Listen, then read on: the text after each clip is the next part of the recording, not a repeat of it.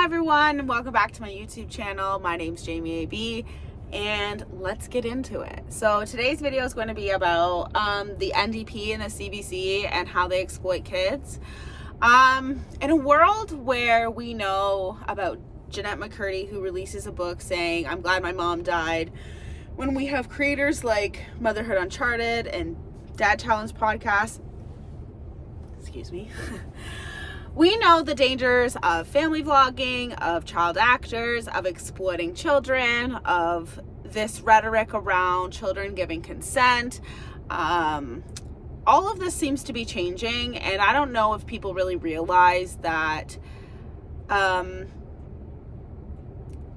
CBC and the NDP right now are exploiting children, and let me tell you why. So what I found the most interesting about that little press conference, besides the fact that they're going to fine you for misgendering somebody, was the fact that they sat a child up there on the podium next to them. That was weird to me, because not only does that child around, I know that child goes to protests, I'm pretty sure, and that's not something I should know. But the fact that child's up there while that MP is talking about violence, about not being in a safe land, about not being in a safe country, blah, blah, blah, homophobic rhetoric, all violence, this, and this, I couldn't help but think, how the hell is this appropriate to have a child standing next to you? And how is nobody calling this out right now? Because not only is it inappropriate, because I shouldn't know that like, I don't know why that child was up there, because the child was trans or gay or whatever. But I don't know what you guys were thinking putting a kid up there.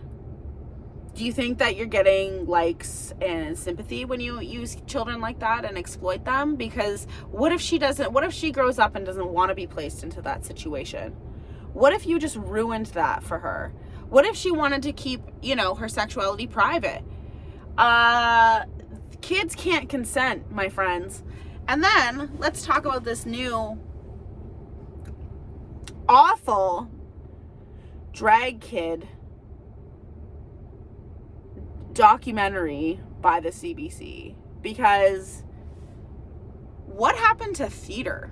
What happened to all the gay kids going to theater and doing their own thing there? What is different about drag that might make parents a little bit upset as to, like, I'm telling you, as a millennial parent, we would send our gay kids to theater camp. We wouldn't stop them, but would we send them to drag camp? No. Well, I don't understand. Like, drag is an adult thing. Why would we have summer camps for it?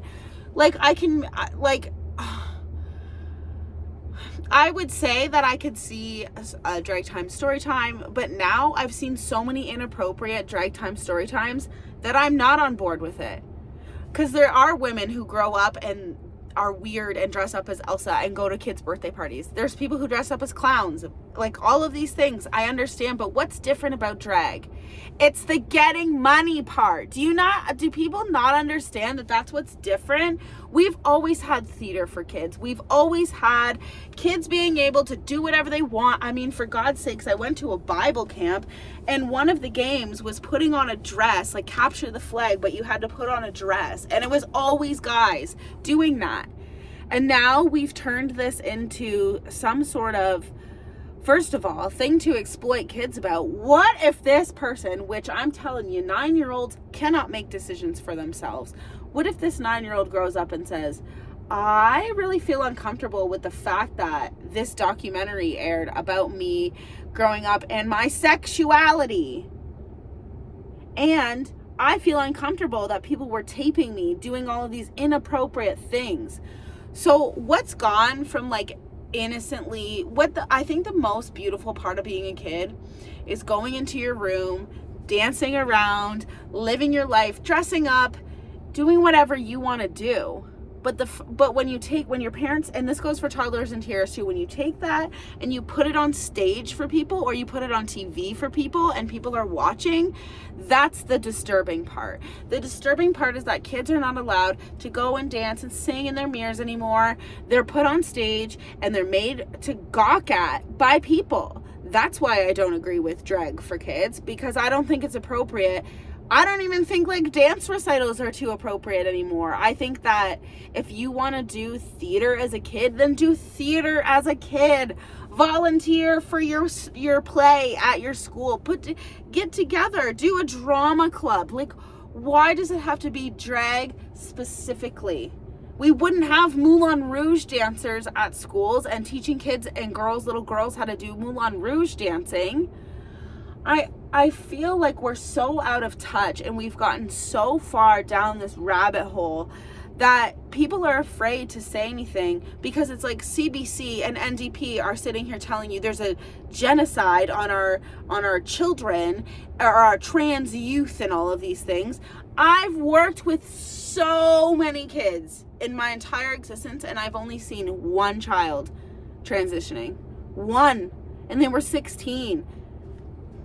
One child out of the entirety. I've worked with thousands of children. I've met thousands of kids. I was a supply EA, so I met thousands of kids.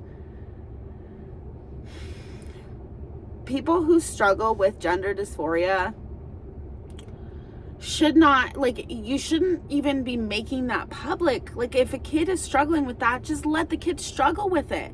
Like, as in at home with people they love, and doing like a different approach. The medicalization of every kid has started, not only with this trans in kids, but can we just talk about how millennials were given birth control by public health and the grooming started from there, that we are autonomous over our own bodies? No, we are not.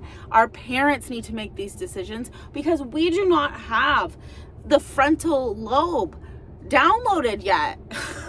Like, it's not there yet, guys, to make these decisions. There's things that I've put on the internet at the age of 18. I got these stupid things are from cheek piercings, and I got my last cheek piercing at the age of 19. And I still regret it. I think that even with breast implants, and I think that even with like liposuction, those are things that you should be, okay, you go to a consultation with a doctor and then you wait a year, like give yourself time to figure it out. I have no idea how we are making life-changing, like, you guys honestly think that you can just pause puberty? You think you could just pause something like that? Because even taking birth control growing up screwed with us so much. How many people do you know that can't have kids? How many people do you know that are infertile? How many people do you know that have to take medication to have kids? Or adopt, IVF, all the other options. CBC and the NDP are using kids and exploiting children, and they're exploiting the LGBT community so that they can get their votes in. And I think that this should be the last community that these people use, because we all know Justin Trudeau was setting up that pro-choice situation. When Justin Trudeau was not pro-choice, he mandated vaccines. And now my period is messed up from that. My period's messed up from that because I wasn't informed of what could have happened to me if I took that shot. I'm sick and tired of seeing Jagmeet Singh bring his kid for sympathy and empathy. She is not asking to be there. She's not asking to be there. Stop bringing your kid to the House of Commons. I couldn't even bring my kid to the Fanshawe College to breastfeed them, but you get to bring yours into the House of Commons? Give me a break. It is for sympathy. It is for likes. It is for...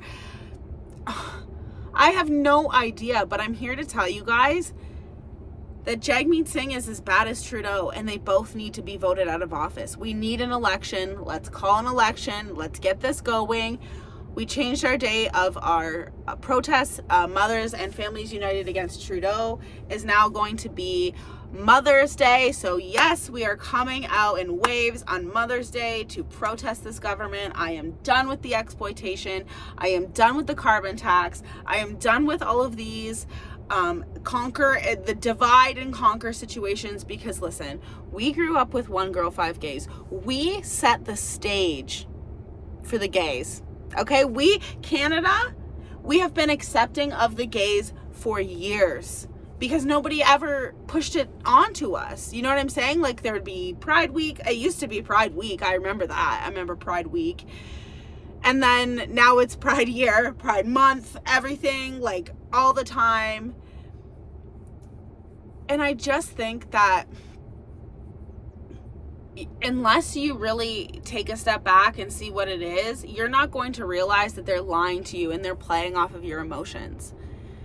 They're just like they did with Black Lives Matter. If Justin Trudeau really meant what he said during the BLM situation, why did he get down on a protest? Because during the Freedom Convoy, National Inquiry or whatever it was, he dead ass sat there and said, oh, well, protesting to change legislation is wrong. So you were just kneeling for no reason? He dead ass went out there and kneeled with the BLM people because he knew he wasn't going to do anything about it. Oh my gosh, this is rich. And you know what else is rich? Not getting my GST check in the mail in time for Easter and having to use my Optimum points. Yeah, because when you owe government money, CERB, even though you were entitled to EI, you don't get a tax return. You don't get those taxes back. They hold those back.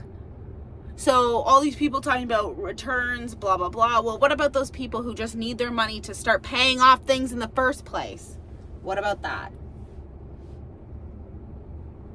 Okay, now the neighborhood kids are here, so I have to go. And remember, you guys, my tummy hurts and I hate the government. Oh, and come to Parliament Hill on Mother's Day and protest with us. I want a minivan convoy happening, you guys. Minivan convoy. I'll link my GoFundMe in the page. I had no money. I had to reschedule because that is what living in Canada is like. You have to plan a month and ahead to be able to stay one night in the nation's capital. But you're right, Trudeau. We've never had it better. Okay. Have a great day, guys.